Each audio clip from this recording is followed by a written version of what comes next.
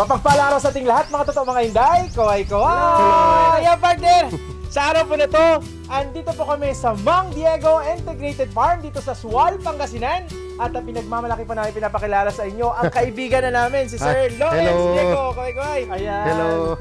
At ngayon po mga idol, after a year po, nung makita nyo yung ating first video mga idol. At ngayon po mga idol, yan, after a year, bumalik po tayo dito mga idol. At andito na yung improvement ng Mang Diego Integrated Farm. Ayan, kung before mga idol, grow out lamang po ng hito ang makikita natin. Ngayon is meron na silang Fingerlings Production! At Dami, ito po oh. ang pinaka-highlights mga idol sa Fingerlings Production dahil produced po ito gamit ang artificial insemination technology. Ayan. So partner, at saka marami pa tayong pwedeng makita dito sa Mang Diego Integrated Farm dahil hindi sila nag-focus dito sa aquaculture.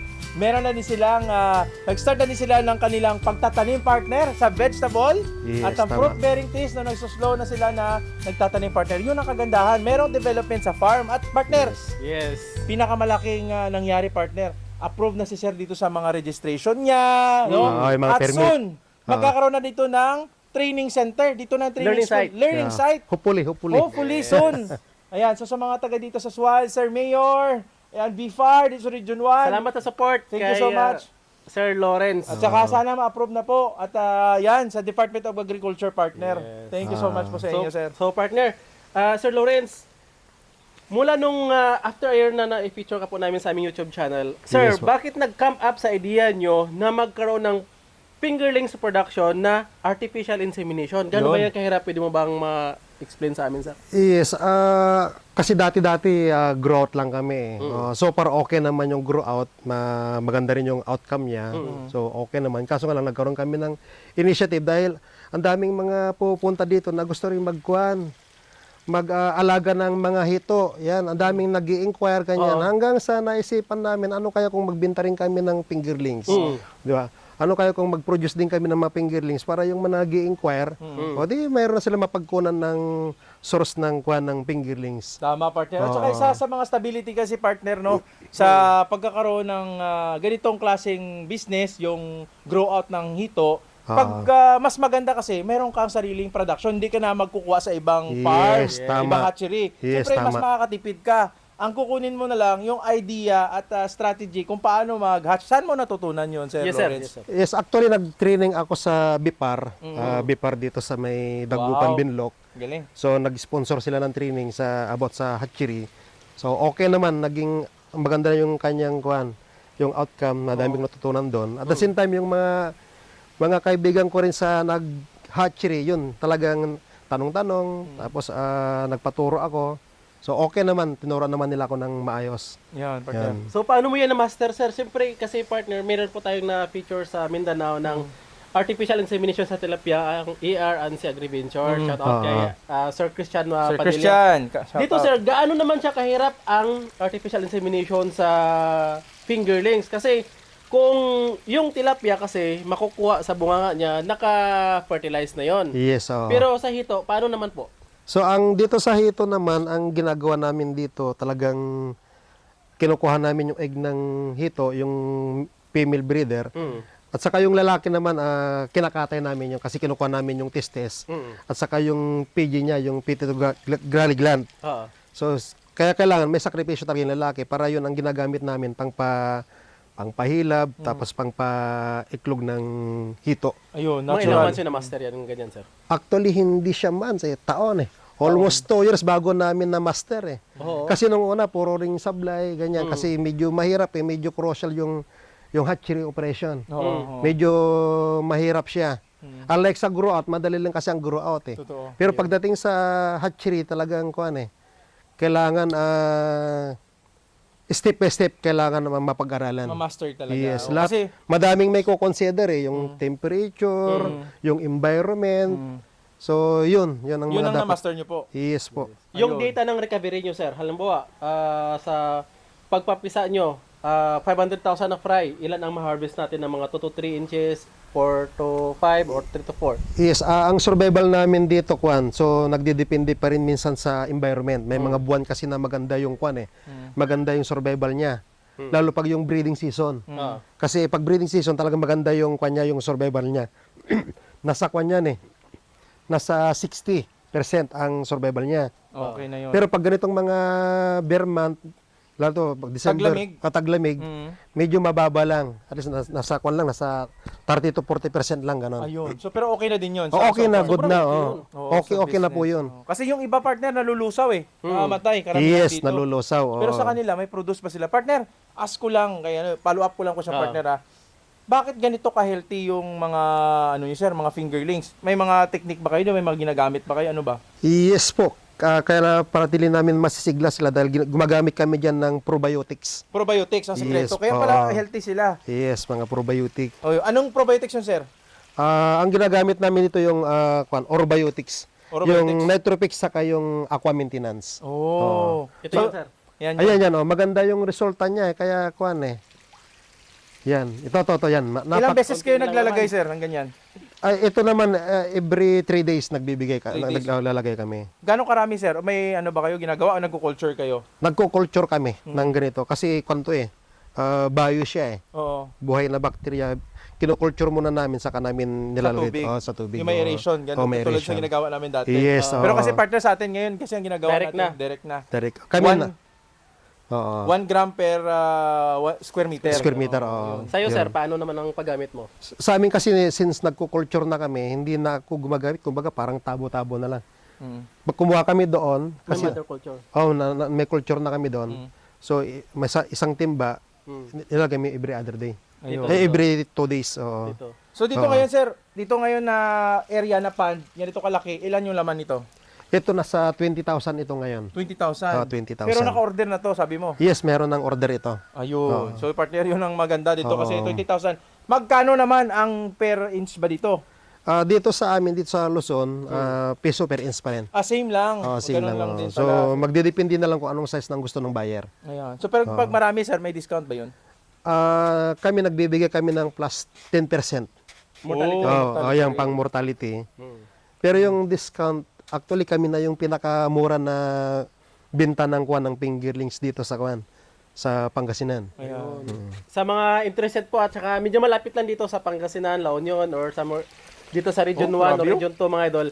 You can contact, ilalagay po namin ang number ni Sir Lawrence and yun, mura lang po dito mga idol at saka naka-condition na bago i-release no. Yes, nakakondisyon na ito, kondisyon na to. Yan, ano lang ako, medyo curious lang ako mga idol dahil sa amin kasi sa tubig namin is aqua nitrifying ang nilalagay natin partner. Oo. Pero dito sir, nasabi mo po na alternate ng probiotics na aqua maintenance. Paano Yes, yung ano yun sir? Anong strategy yun? Anong ginagawa nyo para ma-alternate siya? Ganun pa rin, meron na kaming culture doon. Oo. So, every 2 days, yan. Sa susunod na araw, sunod na every 2 days, yung Nitropix nilalagay namin. Tapos sa sunod naman, yung aqua maintenance naman.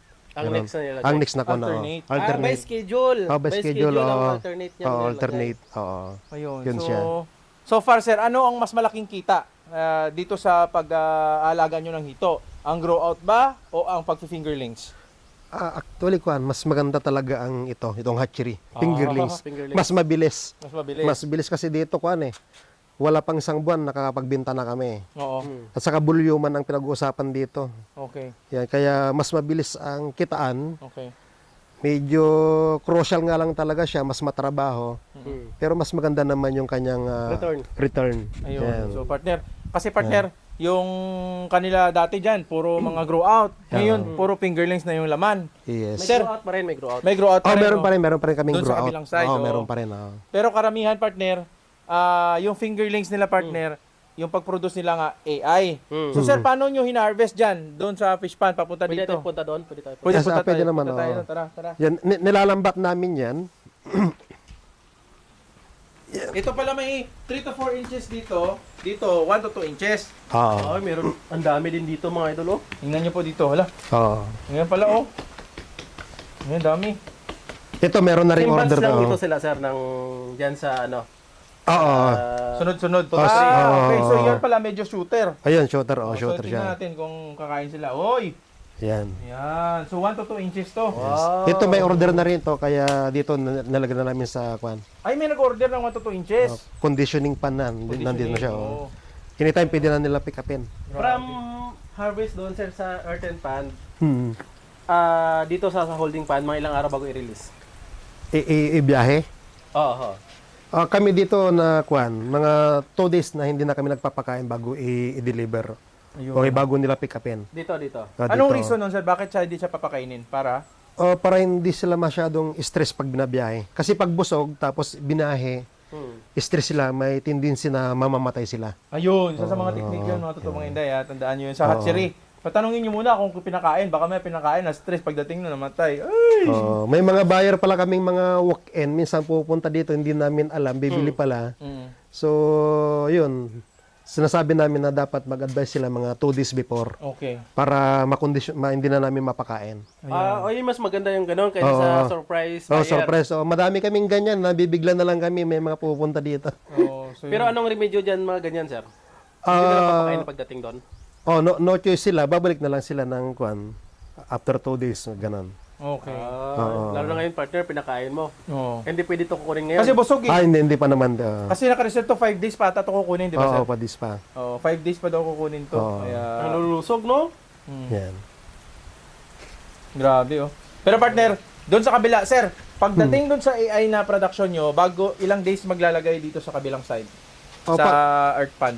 Kami naman, pag pinapapisa namin doon sa may incubation area namin, hinuhold namin doon ng pagpresya, mga 7 days. 7 days. So, from 7 days, pagkapisa niya, inuhulog na namin dito. So dito, ilang days siya Fry na yan magstay? siya, fry.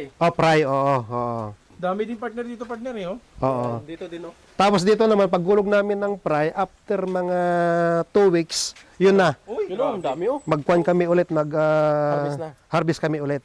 Oh. Yan. Andun pa yung iba, pre. Sa sobrang lawak naman kasi. Ay, lawak. Kailan naman ito, sir? Ito, nabawasan na namin nung una, nasa 300,000 eh. Pero nabawasan na namin siguro, nasa 100,000 na lang siguro to. Na fingerlings. Oo. Grabe, sobrang dami. Mas marami pa pala. Ito, 20,000 lang yung Ayun, dyan, no? 20,000 yun. Ito, mga ano pa pala to? Pero malalaki na, sir, oh, no? Medyo malalaki na, kailangan i-sorting na naman yan. Oh, yun. Sir Loren, sa isang buwan, mga ilang fingerlings ang kaya mong maximum ma-produce ng Mang Diego Integrated Farm? Kami dito kaya namin ang talagang fingerlings na siya, malinis yung 200,000. 200,000 na yun siya. 200,000. From 600,000 na fry. Oo. Oh, maganda yung recovery niya, ano? Ayos, ah. Maganda yung kitaan pala, partner. So, Mas bilis talaga yung kitaan sa ganito. sa fingerlings. Oo. Pero at the same time, may grow out, no? Yes, meron din kaming grow out, pero konti na lang. Sa breeder mo, sir, Ay, meron din kaming mga breeder, meron din. dapat din talagang breeder din, no? Oo, kami na rin nagko-condition ng breeder. At the same time, nagbibenta rin kami ng breeder, mga gustong mag-hatchery rin. Ganon. Oo, nagbibenta Marami rin kami. kayong breeder dito. Oo, meron kami mga breeder. Pero partner, ito partner ang Oo. magandang na-learn ko. Kasi si Sir Lawrence, lumapit talaga sa BIFAR. Yes, Oo. yes. Para, kumbaga, susuportahan siya ng government. Sinuportahan siya. So, sa mga gustong mag-invest ng hatchery, lapit kayo sa BIFAR, kung saan kayo, Yes. Region 1, Region 2, Kung saan doon sa area nyo, mag-connect kayo sa kanila. Kasi Oo. meron silang mga technician, may mga Yes. registered aquaculturist, yung magagaling talaga. Papadala sa farm nyo, i-assess. Yes. Oo. Tulad nila, so nakapasa sila. So ngayon, ito na, yung fruit ng kanilang pagsisikap Oo. at saka naging successful partner. Yes, at the same time, partner, Mm. through sa BFAR, naka-training si Sir Lawrence ng artificial insemination. Yes, libre po yun. Libre po yun. Yes. Meron pa bang ganun, sir, ngayon? Yes, meron pa rin. Magpa-schedule lang sa BIPAR. So ilan dito sa Swal sir, question ko lang. Oo. Kung ilan kayo dito may hatchery? Dito sa Swal, ako lang po. Ay, So, para ako lang po yung may hatchery dito. Sa Pangasinan, sir, ilan ang merong artificial insemination? Dito, hindi ko lang, dito sa eastern side, hindi ko lang alam kung meron din nag-hatchery dyan. Pero dito sa western, ako lang po ang nag-hatchery. tsaka partner, quick lang sa kanila na Sa Pangasinan. information kay Sir Lawrence partner. Siya po ang chairman dito sa BIFAR sa Hito no? Association sa BIFAR Region 1. Oo, siya ang chairman. Ah. Tsaka shoutout din kay Kuya Mark, Kuya Mark! Vice Chairman. Si Sir Mark. Hito Lagalag. Siya yung best chairman, si Sir Mark. Ayan. So, yun. Sila yung magagaling talaga, no? So, sila nagtutulungan dito para mas mapaganda ang harvest ng hito industry, no? Yes. Sir, ano ba yung nakita mong kasi hindi ka pa nakapag-start ka ba ng traditional lang na ng Pagpisa. pagpapapisa? Actually, hindi ko pa nasubukan yun, yung traditional yung natural, hindi ko pa alam. Yung may ibang kaibigan ko na nag-hatchery rin, sinubukan nila. Oo. Hindi maganda yung outcome niya Mas maganda pa rin talaga yung artificial. Mas mataas yung survival rate niya. So sa tingin mo, yun ang pinaka-advantage ng artificial insemination, yung survival rate. Yes, kasi kontrolado pa yung environments niya. From fry. From fry. Papisa mismo to fry. Mas maganda pa rin yung artificial. Mas mataas ang survival rate niya. Ayun. So, Hindi siya magastos. Ay, hindi naman. Makuan lang, matiki lang siya. Tiki lang ang hatchery. Lalo pag kasi very sensitive siya, lalo yung temperature. ayun. Napaka-sensitive. Ayaw niya yung pabago-bago yung nagpa-fluctuate yung temperature. Kasi Yan. stress siya, no? Stress. So, yun. Hindi po basta-basta kasi nung tinuruan na sila Sir Lawrence, talaga sobrang taon din ang bagong na-master niya yung pag ganitong klaseng business. Pero sigurado kung kaya niya, kaya din nila. Yes, So, tama. huwag Oo. Pero sumabay taon din. Partner, Taon huwag din. na sumabay dito sa Swal. Doon na lang sa Hindi, pwede pa rin dito sa Swal kasi kinukulang talaga ako ng finger rings pa rin Ay, kulang din, sir. Oo, Kulang production. kulang pa rin ako. Kaya minsan yung mga contact kong mga nag-hatchery, kagaya sila Sir Mark, tumatakbo pa rin ako sila kumukuha ko ng mga fingerlings. Kasi kay Sir, kay Oro, Sino yun? Kay Sir Sir Romel. kay Sir Romel David, kumukuha rin ako fingerlings sa kanya pag kinukulang ako. Yun. So, tulungan. Tutulungan kami ng mga hatchery. Marami kaming contact, lalo pag may mga buyer kaming volume, tapos wala akong available na size. Tumatakbo talaga ako. Ay, yun ang maganda partner sa pagiging hatchery. Natutulungan yung iba kasi Yes. hindi maganda. Nagsisiraan. Yes, Sabi ganun, Hindi, common yan. Pero sir, dito, open ka for mentorship. Halimbawa, yung iba na gustong mag-adapt ng artificial insemination na fingerlings production, open ka for Yes, mentorship. open po. No problem po. Galing, no? Pwede. Kasi libre ko lang naman natutunan, hindi libre rin natin ituturo sa mga gusto rin mag-engage. Yun ang kaganda partner. Tsaka partner, binibless talaga si Sir Lawrence partner dahil ang dami niya mga dito, mga workers, yung mga tao dito sa farm. Yung tinutulungan niya partner. Tsaka soon partner, nag-uusap-usap tayo kanina, magkakaroon na siya ng mga kubo-kubo dyan at tsaka yung may pick and pay dito yung mga gulay. Ikot tayo dito, ikot. Organic, Ikot tayo. Yeah, so dito po, magpa-parto po tayo mga idol dito sa kanyang integrated farm. Yan kung paano niya po ito siya na-manage mga idol. So ito yung pinaka-the best dahil yung kanyang pilapil, Oo. puno ng gulay mga idol sa ating Yes, walang masasayang na space. So yan, panoorin niyo po yung part 2. Pero ngayon partner kunting idea lang partner para magos lamang. Next time, baka pagbalik namin, sabi ni Sir Lawrence, meron na siya ditong mga kubo-kubo na sa dulo. Magpapabingwit-bingwit na daw siya dito. Pero actually, nagsa-start na siya. Yes, actually, nag-start na. Meron ng bingwit ka ngayon dito, sir? Ah? May nagabingwit na sa'yo? Meron. Marami na yung mga kwan. Ano Meron na. makukuha nila sir dito? Merong nagpipishing and feed dito, tapos yung ito magpipik ng mga gulay-gulay. Ano mga isda meron? Tilapia, ganon. Yes, tilapa saka hito. Dalawa muna. Dalawa muna ang available dito ngayon. So susunod, bangus na. Bangos, dito napakarami ring bangos sa kabilang farm nga lang. Ayun. So kasi sa dagat. Ang Sir Lawrence, diba, dito sa Swal kasi isa sa mga pinakamarami na produce ng bangus na Yes, ngayon. kami yung pinaka-capital na dito sa norte. Ayun. Ang Swal Hindi na lang. dagupan. Hindi na. Sinabi mo yan sir ha? So para So far sa data, sa data, Swal talaga yung Kasi partner, pinaka na. nung na-video natin dito, doon pa lang makikita na nila sobrang lawak. Ano sir, pinakamaraming produce or pinakamagandang quality? Same, both. Oo. Pinakamaganda yung quality niya at the same time yung mass production talaga. Oy. Ganda So, mga yan, idol partner. So, ang maganda dito, pag naka-visit po kayo mga idol, just contact, pwede nyo rin ma-search Mang J. Goss Integrated Farm sa Google Map. Pwede Dito rin. po kayo tutumbukin and maybe soon kita-kits dito na namimingwit, di ba? Oo. Pwede. Mamingwit na Pwede ba tayo mamingwit. matryan, Sir Romel? Pwede. Paano natin kakainin yun? Uulamin natin. Baka makakuha tayo ng ganito kalaki. Ay, wag, breeder yun. Breeder yan. Mga breeder, So yung mga totoo mga Inday na kami, na-excite kami para sa farm ni Sir kasi nga magiging learning site, no? At maraming tao matutulungan dito sa Swal, sa Pangasinan. Hindi lang sa Swal, dito sa Region 1 kasi nga sila yung sa mga hindi nakakaalam po sa yung tawag nito, the only lang dito na nagpo-produce ng AI nga.